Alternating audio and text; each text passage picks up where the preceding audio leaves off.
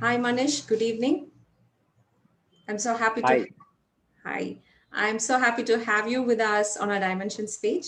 For those of you who do not know Manish, he is an occupational therapist, a pediatric occupational therapist who completed his PG in the year 2005. He's a clinical director of SOCH. He serves on board as advisory and clinical mentor for multiple organizations across the country. Manish has certifications in SI, NDT, and he's also trained in developmental assessment scales for Indian infants, DASI.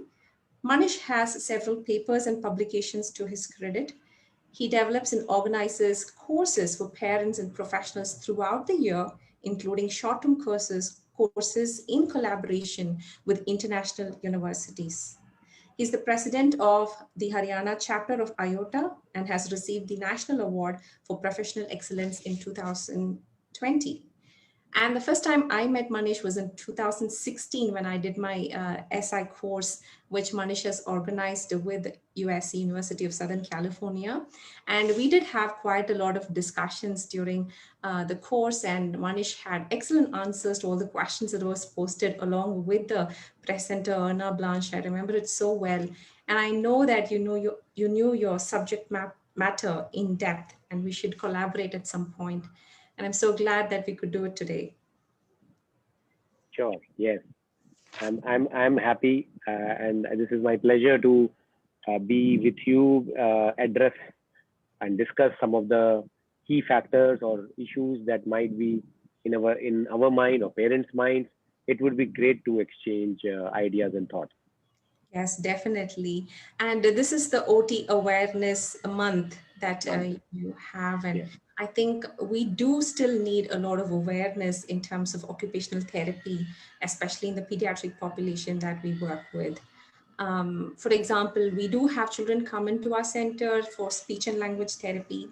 And when we address parents to look forward to attend OT, we also have an OT department. Parents are a little hesitant because they do not know what an occupational therapist does and what are the things that they can expect from an occupational therapy intervention. So, could you throw some light on that, Manish? Sure. So basically, I think it is actually a good problem to have. You know why? Because occupational therapy intervention, in true sense, is very individualized. When I say that, although the professional language, the professional areas or domains or constructs can still be very well defined and be informed that these are the typical areas that OTs work on. However, when it comes to explaining to a parent and a child, I think it is more like what does occupational therapy mean for your child rather than what does occupational therapy mean in general. So what usually happens is that we try and understand the parent's perspective, and I tell them that forget about the perspective of any other therapist which you might have met or a medical professional that you might have met before coming to an occupational therapist, and let me know what is your pain. We call it function, but Hmm. I understand that the parent might understand it more like their own understanding of the concern. And I believe that that gives the correct context to explaining what occupational therapy entails or what occupational therapy means or will do or can do for your child. So, but in this, occupational therapy is a function-based intervention that uses activities as the main modality. It tries to improve the functional abilities of individual in any age group, maybe as young as right from discharge from an NICU to as long as or as older as somebody in a palliative care or elderly. If any person has functional difficulties in his any of his day-to-day functioning, if he has something that he thinks is not completely independent or completely working out for him, then an occupational therapist comes into the picture. And what he does is he tries to do an assessment of the function and also tries to find out what could be the underlying issue or domain governing that functional disability or difficulty, be it be physical difficulty, be it be psychological, be it be social, emotional, behavioral, or educational. Hmm. And if that kind of a domain is figured out by the occupational therapy assessment, usually the intervention is offered only to those children and to those families where it makes sense to connect the occupational therapy core domains, which typically are under the area of gross motor, fine motor, uh, communication, adaptive behavior. Communication itself is a part of the adaptive behavior that we say. And similarly, handwriting. And there are so many other things which are connected to the psychological functions, but may not be to the core psychology, social, or emotional functions. But there are few factors under the whole domains that are available to any human being which can be attributed to occupational therapy. So Hmm. what happens is then we understand those difficulties, and then we tell the parent whether this particular aspect of your difficulty comes under the occupational therapy domain. And then we try and solve your functional problem. So we are problem solvers. We solve the functional problem with the modality of activities, but to those and only those where functional difficulty is very much there. One, second, my occupational therapy core domains and techniques and strategies will be able to help these functional problems. So functional problem is a very big area Right. under which there will be a specific kinds of functional problems which the OT should be able to tell the parent that for your particular child, because I know him now a little, these are the functional problems that can be solved by an occupational therapist. Right, right. That's interesting. And also, Manish, thank you. You mentioned about gross motor and fine motor also. Now, if you see gross motor and fine motor, we also have physical therapists who work with gross motor and fine motor. So, how different is occupational therapy from physical therapy? Because it's quite similar in terms of working on gross motor and fine motor, at least. So, could you explain Sure. that a bit?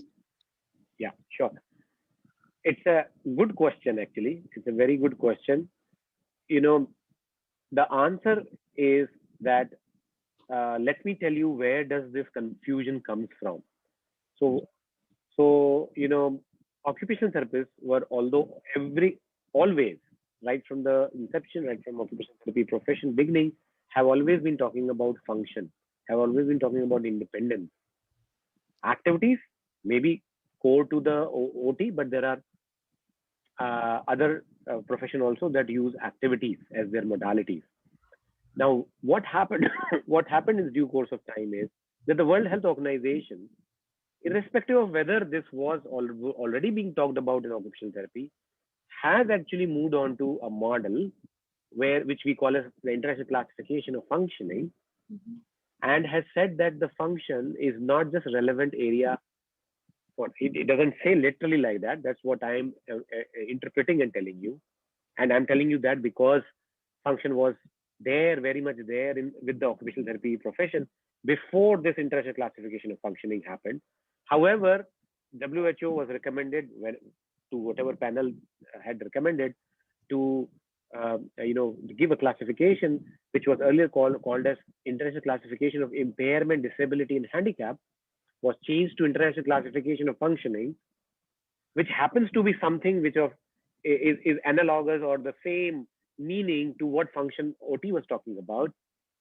And then the WHO mandated that the international classification of functioning has to be used by all professions, all, Mhm. including medical professions. So, for example, if a surgeon does a surgery, his surgery is to be evaluated not by the fact that the surgery was or the wound was healed, but by the fact that whether the person for which he did the surgery, he did the hip surgery probably because he was not able to climb up and down the stairs. Did he or did he not regain stair climbing up and down after surgery? Hmm. Is the is in ZIST the international in very simplified ZIST is the international classification of functioning talks about. Now, what happened is uh, you could say coincidentally, fortunately, or maybe in other ways, that something that was being talked about by occupational therapists started being talked about by all professions as well. On one side, it's a matter of pride that something that occupational therapists were always talking about has been accepted universally. However, because has been accepted universally, OTs cannot say or cannot claim that it is only them who work on the function, right? Everybody is working on function. Right. Because the end outcome of any, as far as WHO is concerned, the end outcome of any intervention should be functioning. Having said that, it created a sense of ambiguity between professions for the matter of function, basically, for the matter of function. However, matters that were very clear right from the beginning were that a physiotherapist were always very expert in the biomechanical kind of an approach, in the way they looked at the muscles, their functioning, their physiologies, and they went in depth into it. Whereas occupational therapists continued to work with those similar clients over the function. So earlier, there was a clear demarcation on the necessary ingredients of function, which was done by physiotherapists probably, because you need the strength, you need the ROM, you need the muscle length, you need the tone, you need the muscle physiology to be normal as an ingredients to be able to ultimately use those ingredients when I actually land up in my kitchen or my washroom or my day-to-day functioning. But even if I'm not able to do that, the occupational therapist will work together with the physiotherapist like a team, and they will all have very clear domains or very clear demarcation of the things to make sure that the person got the holistic outcome of the rehabilitation services. Like I explained earlier, later on, it was mandated by not by physiotherapists or by medical professional or by anybody else, but by the philosophies that evolved over a period of time to say functioning is for everyone, and everybody is supposed to work on functioning. So even if you're working on biomechanical model, great, please work on it, but look into the fact whether function is improving or not. So that creates a little kind of a ambiguity about how to put the things in perspective when it comes to about physio versus OT. However, I think the root difference is the philosophy, and the philosophy of occupational therapy is to take together, in a true sense, take together the physical, social, emotional, psychological, behavioral, educational, but certain aspects of it, not in depth. So we don't say that we do the psychological assessments really, or we don't say we are experts in CBT or cognitive behavior therapies. Similarly, we don't say that we are somebody who can, work on mobilization or manipulation of joints. However, our role does exist in all the domains, physical, social, emotional, like I talked about in certain or the other aspects. So it needs to be defined by the therapist who is in front of the parent or the professional, whomever he is communicating with, to say, in the context of this particular case or child or diagnosis. So if you ask me what is the role of OT in orthopedics, probably it would be very well defined, separate and different than what the role of physiotherapist is in orthopedics. However, if you talk about broadly, it does seem to have a little difficulty, except the core philosophy is very different of a physiotherapist and an occupational therapist. Right. Yeah, I hope that helps. Yes, I think we did have a lot of information. It's also given us an understanding of, how it started off and the evolving of OT also you spoke about, and how team approach is important. You mentioned that also.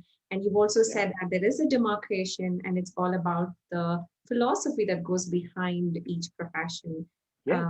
Yes, thank you, Manish, for that. It was quite an elaborative but a very good answer, because it has given us an understanding of a lot of other areas, right? Like I mentioned now. OT also in early intervention. We work with a lot of children who have an autism diagnosis. We have children with ADHD, dyslexia, and other developmental disabilities that come to our clinic. And we also see the importance of sensory processing in children, especially with autism. So how does an occupational therapist help children with autism and other developmental disabilities, typically children? You mean their specific role in it? Yes, the Yeah, role of an OT in early intervention. yeah. Um, like I said, occupational therapists have a role with the function. Similarly, when it comes to especially about pediatrics, occupational therapists have a unique role of learning, understanding, and analyzing the child development. Hmm. And on one side, child development is again not a unidisciplinary or a single discipline kind of area, because it is too wide and broad when it comes to child development.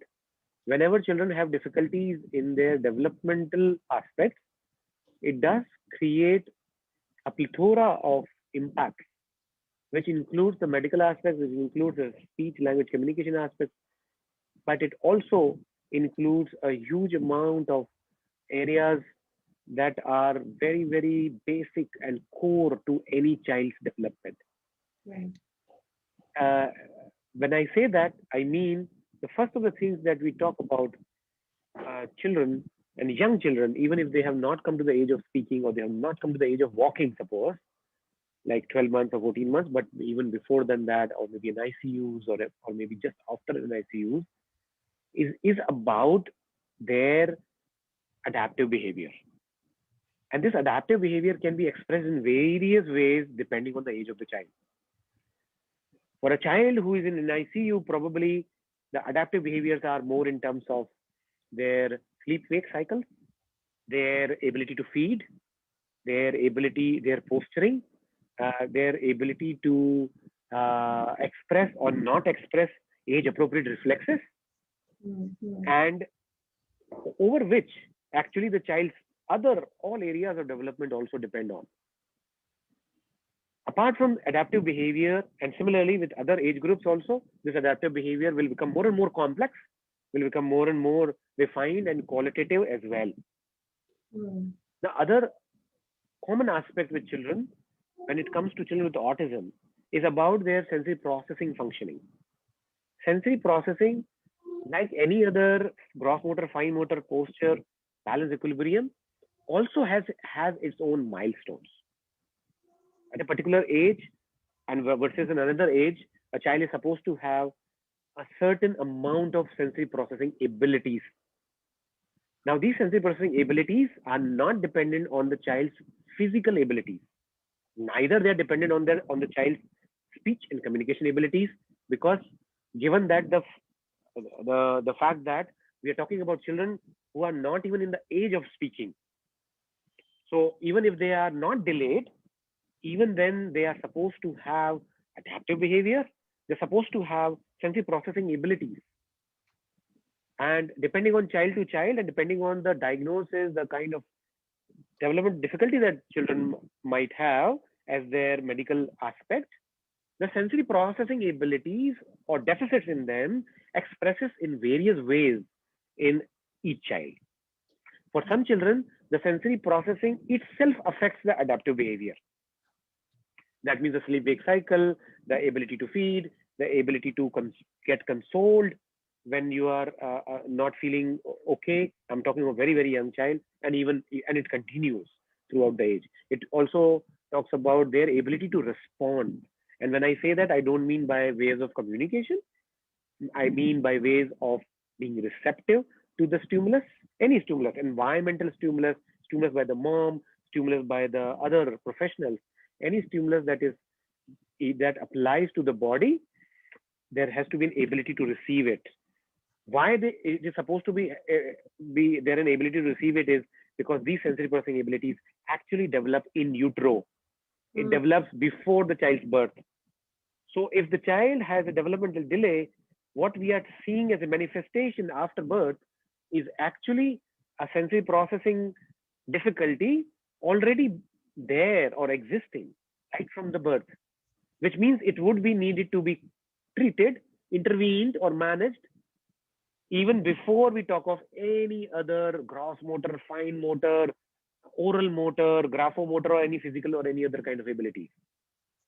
Right? So it is so basic to any human being that it needs to be worked on. And that is why the primary frame of reference that occupational therapists use with children who are having developmental delays, difficulties, at-risk babies, children who required NICUs, children who had preterm birth, or children who were born with specific and known complications. With Mm. all these children, as early as that, the occupational therapist starts working with them on the age specific function and sensory abilities. So for when you say early intervention starts on day zero Right. for certain children. Definitely. There are children who are born with congenital problems. There are children who are born with Down syndrome. It's genetic, so it's very much there on day zero.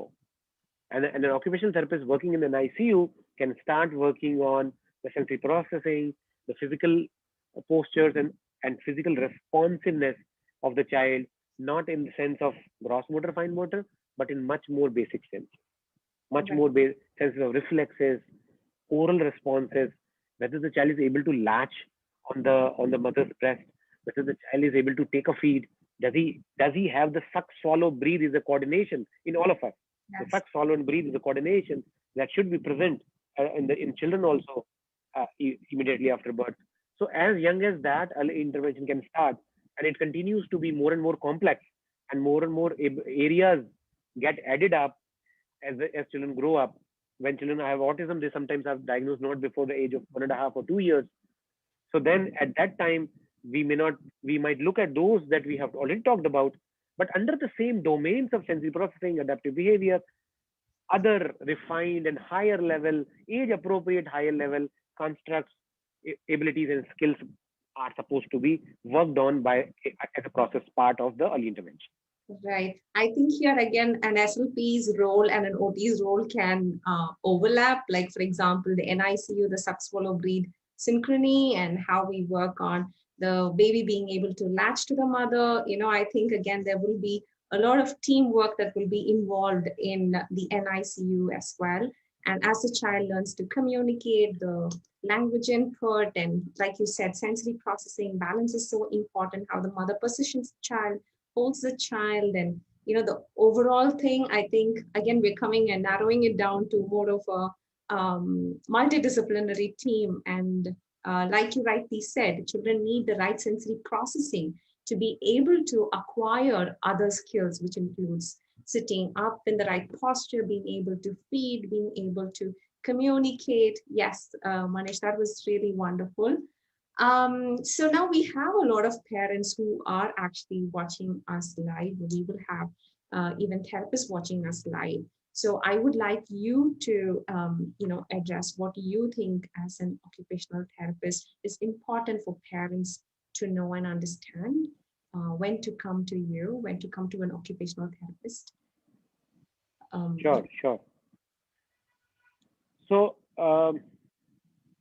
like I already said, and I understand that it is sometimes a little abstract to say that if you have a functional problem, then you look for an occupational therapist.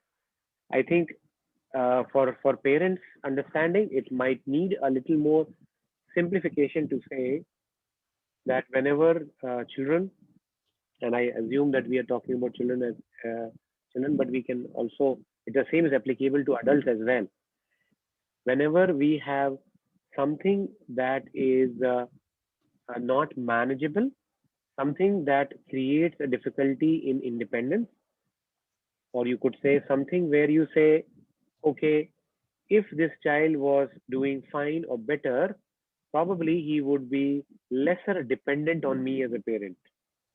Probably he would be doing certain things in a little more manageable way, which means the amount of energy that I'm spending as a parent, the amount of effort that I have to put as a parent, if the parent's instincts say that they are too high for a child, that they are too high to be able to say that everything is okay, then, or if you have clear examples of telling or saying that I think my child is dependent in this particular aspect on me as a parent, on the parent basically, then we are looking at, we are calling these, all these things as a functional difficulty. Feelings of dependency, feelings of not being able to manage, feelings of uh, being, feelings of having to spend enormous amount of energies and efforts to manage a child's day-to-day activity. And it can be any activity. It can be handwriting also. It can be the child does not stay in the chair when he's being fed also. It can be the it looks that uh, he just does not behave the way any other child would behave, Mm. or it seems that the child's overall development to a parent as an instinct, if the parent feels that the child is not going at par in any way, that they may not be even able to define it, but they have a strong feeling for it, I would assume that the parent should at least once meet a competent occupational therapist.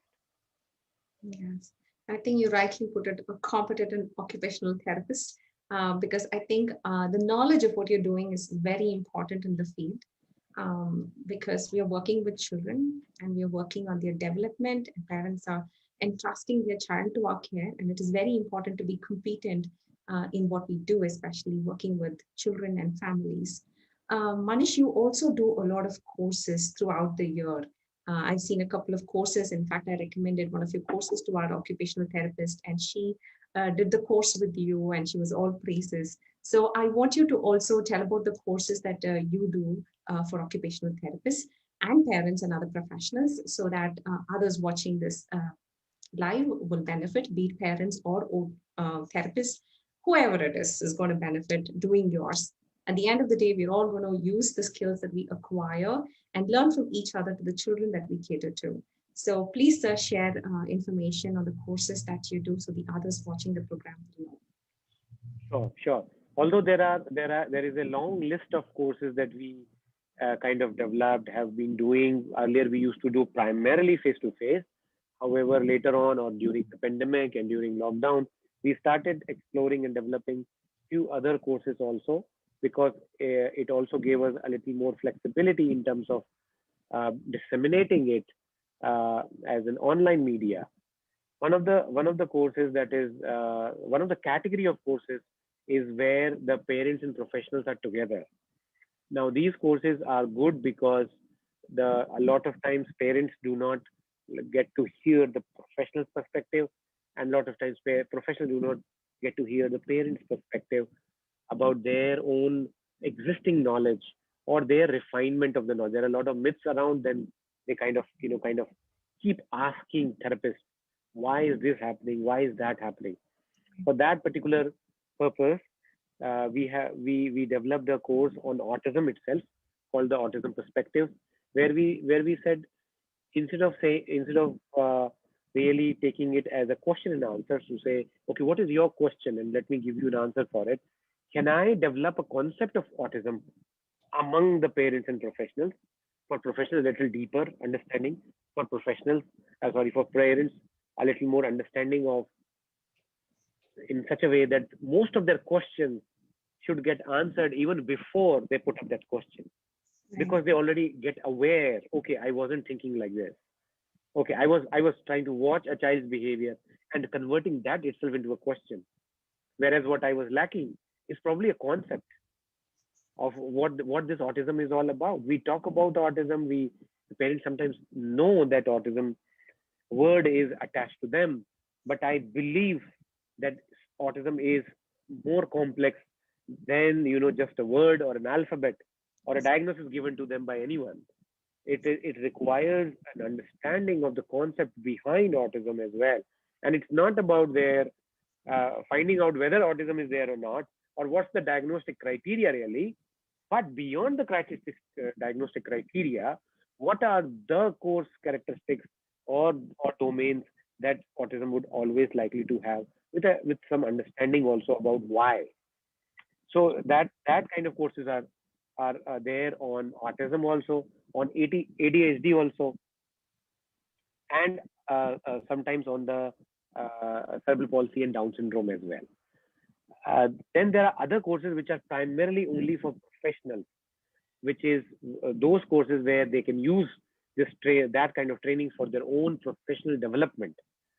For example, if there is somebody who is already practicing sensory integration, they can take up a course which can help them define or refine their knowledge to a higher level altogether, because we assume that and believe that professional development is the key to our ongoing knowledge and education. Our knowledge and education neither stops at obtaining a degree, neither it kind of grows automatically just by having clients. It Right. actually grows only and only when we invest our time, energy, our minds to challenge ourselves to know certain things that I already might be aware of, but I need to listen it from somebody else's in some other language, in some other perspective.